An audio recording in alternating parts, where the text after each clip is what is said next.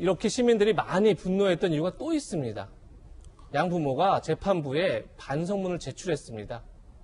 그 내용이 또 논란입니다.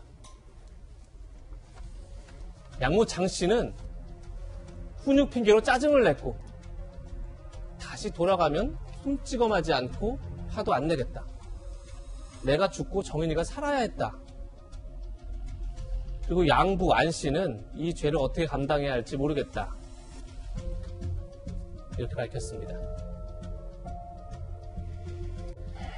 박수현 전 대변인님, 물론 뭐 양부 입장에서 진짜 지금 이제와 굉장히 후회가 되고 그래서 저 마음을 당할 수 있지만 다시 돌아가면 손찌검하지 않고 화 안 내겠다.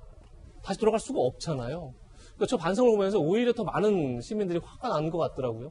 어떻게 보셨습니까? 그러니까 결과적으로는 잘못을 뉘우치고 있지 않은 것이죠. 자기 자신의 형량을 줄여보기 위한 그런 반성문 아니겠습니까? 예. 그렇기 때문에 분노할 수밖에 없고 저런 마음을 가졌으니까 저런 죄를 저질렀고 하는 생각이 들고 지금 제가 최근에 사실은 방송에도 나오고 싶은 마음이 별로 안 들고 막 우울해요, 실제로. 예.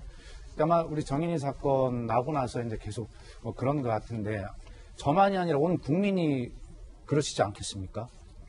근데 좀 아까 이렇게 자료 화면에 정인이 나올 때 보니까 저는 저 뒤로 벽에 십자가가 이렇게 걸려 있는 걸 제가 봤거든요. 예. 아니 어떻게 저것이 이제 위탁모 가정인지 뭐 입양 가정인지는 모르겠습니다만 저런 십자가가 걸려 있는 저런 방에서 저렇게 웃고 있는 아이를 그렇게 했을까? 이런 생각들을 해보면 정말 어디 드릴 말씀이고 특히 정치인으로서 또 이런 사람이 먼저다라고 하는 이야기를 계속해왔던 그런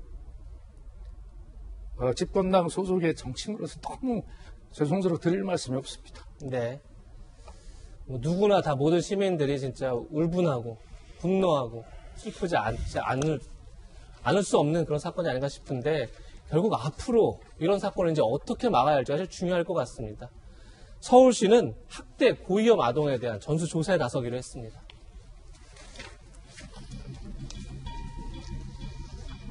예, 서울시는 오는 3월 말까지 관내 아동학대 고위험 아동 3만 5천 명에 대해서 긴급 점검에 나서겠다.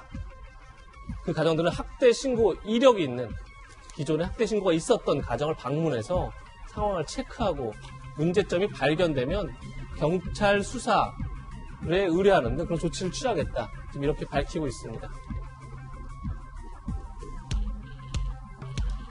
네, 서울시뿐이 아니라 뭐 전국에서 이런 조사가 이루어지지 않을까 싶은데 정영진 변호사님, 뭐 때려진 감은 있지만 지금이라도 어쨌든 기존에 뭐 신고가 있었거나 아니면 주변에서 좀 의심이 되거나 이런 가정들을 다 찾아다니면서 과연 문제가 없는지 다시 한번 면밀하게 체크를 해서 다시 저런 일이 일어나지 않도록 해야 될 것 같아요. 맞습니다. 소 잃고 외양간 고친다라는 말이 있지만 사실은 지금은 또 다른 어린 그 피해자들이 있을 수 있을 가능성이 상당히 있기 때문에 지금이라도 좀 늦었지만 그 반드시 체크를 갖다 해야 될 것 같고요.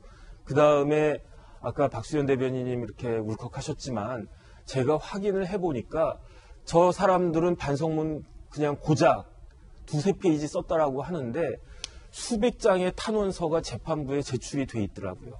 강하게 엄벌을 해달라고 하는 네. 그런 탄원서. 그래서 제가 재판부에 뭐 제도적인 것들은 이제 국회에서 차츰차츰 더 해주시기를 바라고 우선적으로 직접적으로는 해당 재판부에게 더도 말고 덜도 말고 저 사람들이 치러야 될 죗값을 정확히 산정해서 판단을 하고 판결해 주실 것을 간곡하게 호소를 드리겠습니다.